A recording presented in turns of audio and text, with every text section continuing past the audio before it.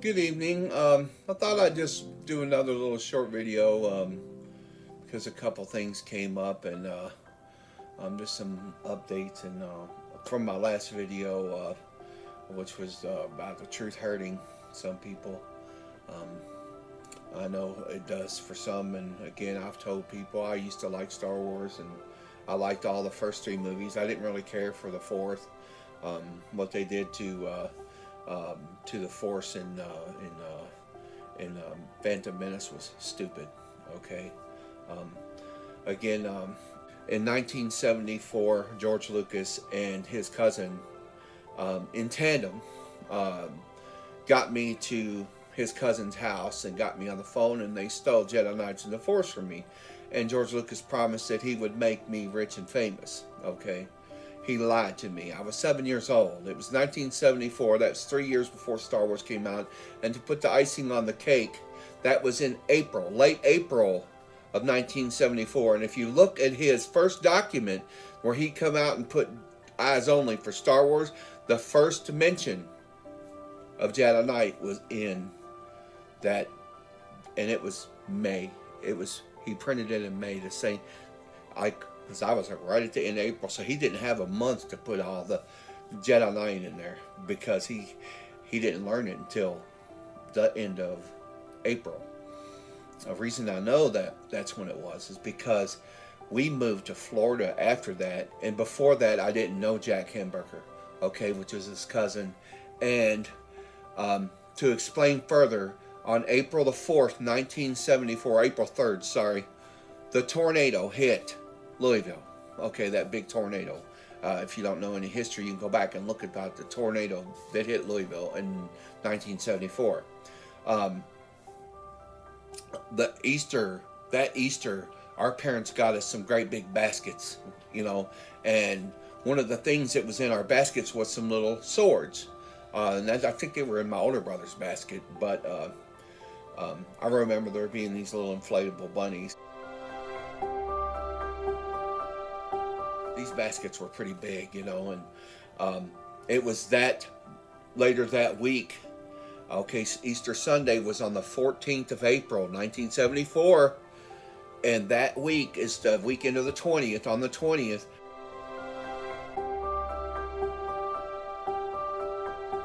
we played on Friday, Saturday, and sometimes a little on Sunday, but we didn't stay out on Sunday. I know anybody who remembers back then, we had to go in on Sunday because we had school on Monday.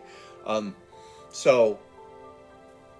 we rarely ever got to play much on Sunday. So it was either Friday or Saturday. And the only time that Jack Hamburger, which was George Lucas's cousin, he lived at 5707 Robinwood Road. I lived at 5513. If you Google map 5513 Riata Boulevard or Riata Drive, because sometimes I don't know why they changed it in the listing, but in the old ones it said Boulevard, in the new ones it says Drive, so I don't know. But it's 400 feet from my house, and it's a L because he was around the corner. So he was about 200 feet something feet down that side. I was 200 feet something feet down this side. And so it was 400 feet between our houses. Jack Hamburger, I have the listings from the Louisville Suburban Directory. Believe me, I went and got them in 2001.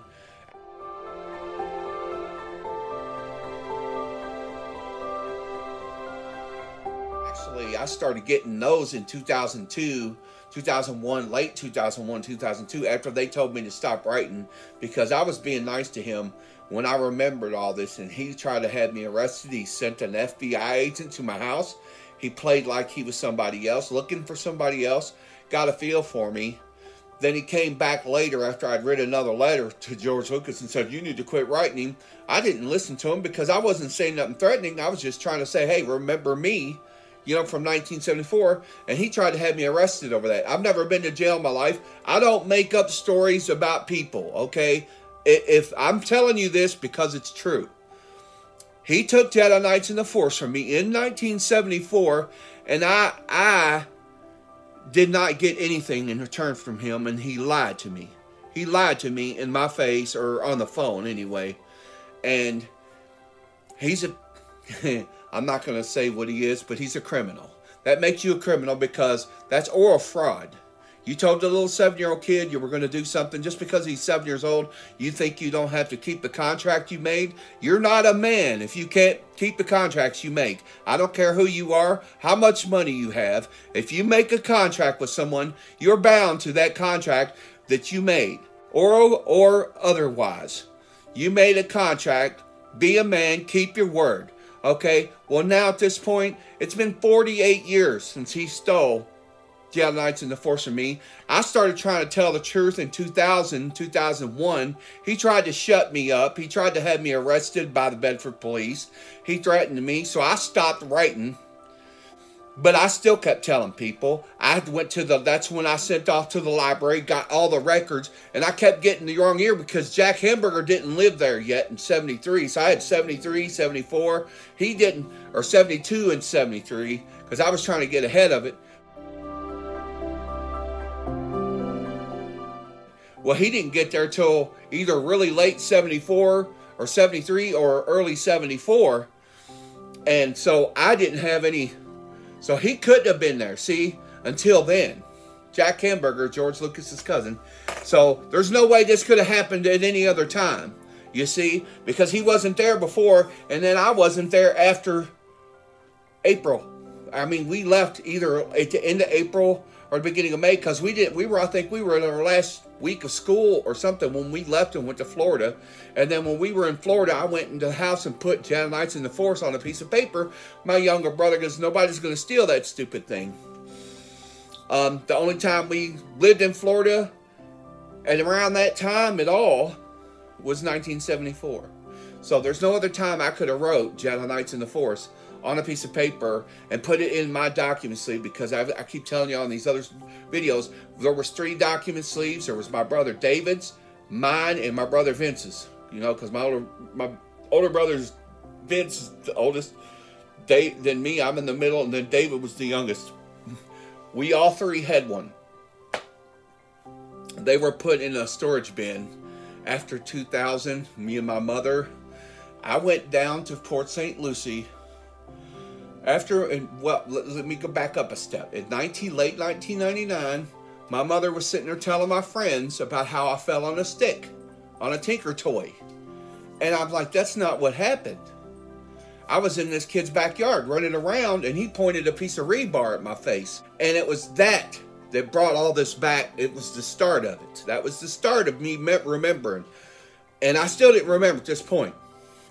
I kept flashing back, and I was getting pieces of it, and it got to the point where it was like, I'm not going to say it wasn't an obsession. It was like, it was haunting me, literally. Because I think sometimes that old saying about that which you are seeking, maybe what is causing you to seek, and that's what sort of kept driving me to try to remember. And my mother's godfather broke his collarbone at Christmas, and he slipped. And this was in 1999, the Christmas of 1999. So right after my birthday, I keep saying it was 99 when I went to Florida. No, I left on the 2nd of January. So my birthday is on the 30th. So 3 days after my birthday, I left and went to Florida, Port St. Lucie, in 2000. I stayed there until May, almost April. But I came back up a couple times in between for my mother to help her out, because she was having, you know, it's a long story. Anyway, I came back up. We were going through paperwork, and I pulled that sleeve out. And I pulled that piece of paper out that said Jedi Knights in the Force. And I go, what's this? And it had the Jedi Knights in the Force written, really sloppy. Car was drawn like kind of sloppy. And it dawned on me. She goes, oh, Davey drew that, which is my nephew. And he's my younger brother David's son, so he's Davey Jr. But he wouldn't have kept his documents, his drawing in my document sleeve. So she made me put it back in there, and we put it back up. And it stayed there. That piece of paper sat in that sleeve from 1974 till after 2001, when my brothers and me, I kept calling them and asking them to go get my stuff and send it to me. Okay?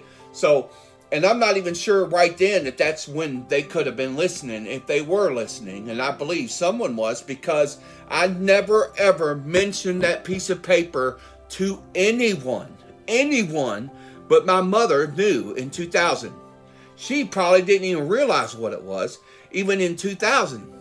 So I think she just guessed that Davy drew that. She didn't know.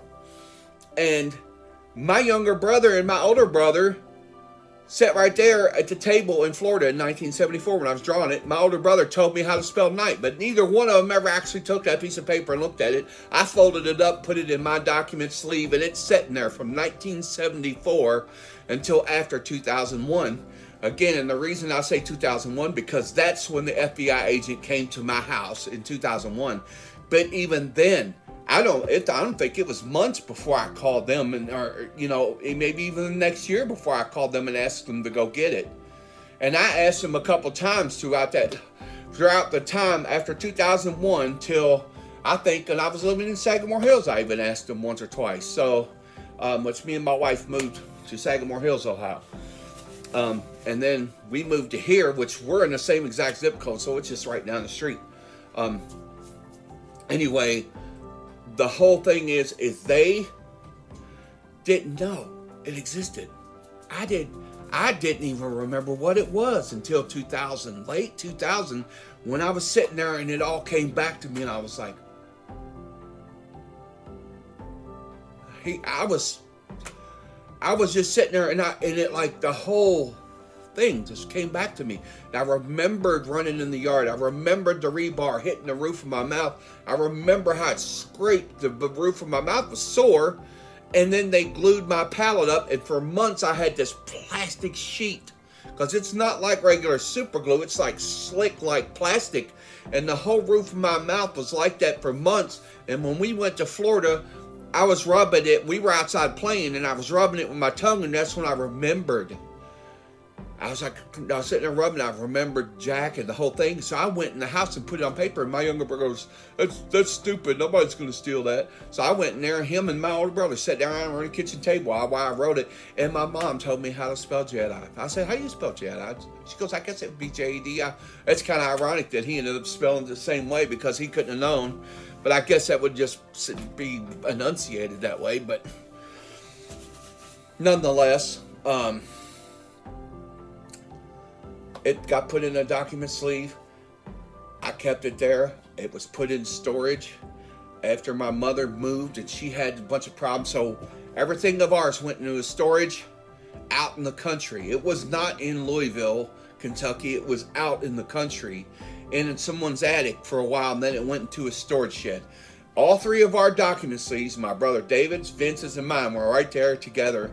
And when I went back in 2015, I never mentioned that sleeve to anyone or that piece of paper until 2014. I mentioned it in a video, and by then there was nowhere they could have got. There was no way they could have got it without getting caught. So it had to have been taken earlier. So I'm guessing somewhere just prior to 2012. And guess what happened in 2012? George Lucas sold Star Wars to Disney. And then he started trying to keep control of it. Now, tell me, when you sell a car to someone, do you actually tell them what kind of tires to put on it or what paint job to put on it? Nope. No, you don't. There's a reason why he tried to maintain control, because I think whatever FBI agent or whoever was listening to me laundering information, which is a crime. It's a violation of dissemination of classified information. You're supposed to have security clearance. In other words, what I could say, I could be talking about a pack of gum. It wouldn't matter, because if you were somebody who was in the Secret Service or anywhere who heard me say it, you can't talk to anybody about that unless they have security clearance. That's called disseminating classified information. It don't matter what I'm talking about. So someone, and I think it was Bob Frederick, because that's the FBI agent he sent to my house in Bedford, Ohio in 2001. He came, and at first he acted like he was looking for a lady. Then he came back again and told me who he worked for. I had been writing letters to George Lucas and saying, "Look, man, I was being nice to him. I've posted the letters. You can look at them yourself." Then he tried to get me for menacing, and then the police called me and they said, "We're not going to arrest you because you're not really threatening him." And he said, "It sounds like you have a case. You should talk to lawyers." Again, I've told y'all in all the videos, I talked to so many lawyers till I was blue in the face. Well, what did he take from me? He took Jedi Knights and the Force from me. How many times do I have to tell you that? How many times do I have to tell you he took Jedi Knights and the Force from me? But he didn't just take it. He promised me something. So that's an oral contract. He said he would make me rich and famous. I don't care about that now. You know, I'm too old for all that. I don't even care. I don't want his money. I don't want his fame. I don't want anything from him. And Star Wars has gone to pot anyway. And it's nothing now. And it's deserving, because that's the other point I wanted to mention, was I wrote Disney a couple times. Right after they first started to buy it, I said, you know, he stole that from a kid, right? The Jedi Knights and the Force. And then I wrote him again. I said, you know what? You don't care what you did to do to a kid. You know what he did. I've told you what he did. I said, whatever happens to you is your own fault. So their whole downfall, they brought it on themselves. And I'm not saying I'm clairvoyant, but it sure seems like things are going that way for them. And they deserve it, because they could have looked into this. I told them the truth about George. They have had time to do this. They've had, how many, since 2012?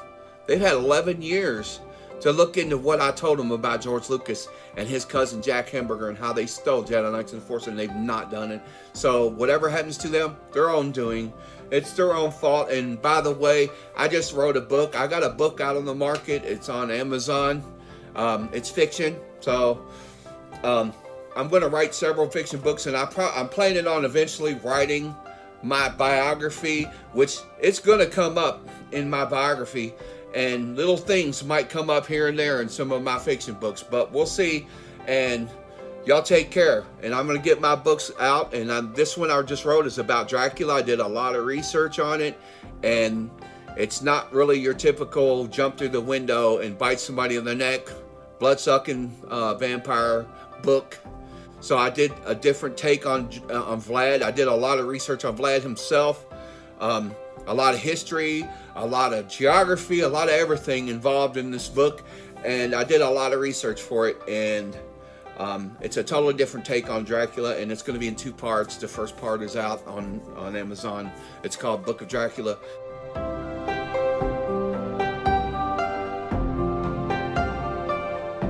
I'm sorry, there was one more thing I wanted to mention. When I went to Port St. Lucie on January the 2nd, 2000, I was in... That's when we were using CompuServe. I don't know if you remember that, but I went. There was blue chat room, green chat room, red chat room. There was different colored chat rooms, and I just wanted to bring this up for my wife. We were in either blue or red, I think, chat room, and I didn't like what the people were talking about. I saw a one-on-one button. I clicked it, and the first name on the list was, guess what? Angel Wings 293267. That was my wife.